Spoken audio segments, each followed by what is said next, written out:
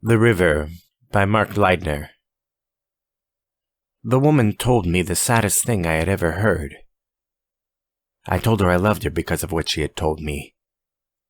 Her expression soured. She warned me not to love her for her telling me that. She told me it was okay and maybe even good to love her, only not for that. I responded that I did not love her for that, exactly, and that she had misunderstood me.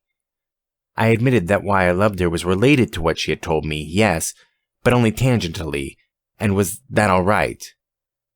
She asked me to elaborate, so I told her that I loved her, not for the thing she had told me, but for the courage involved in telling someone something like it.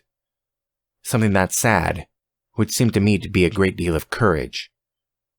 And I told her I also loved her, though far less than for the courage part, although plenty still.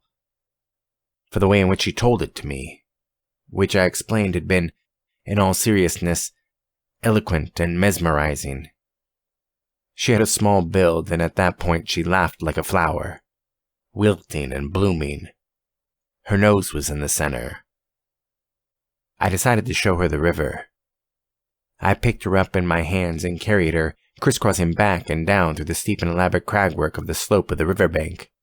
When my feet were finally in the water, I looked at her and said, "The river is deep and fast, and it drowns many people.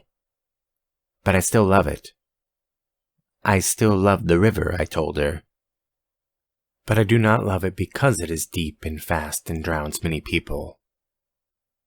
I love it because it runs behind my house, and I have lived above it forever."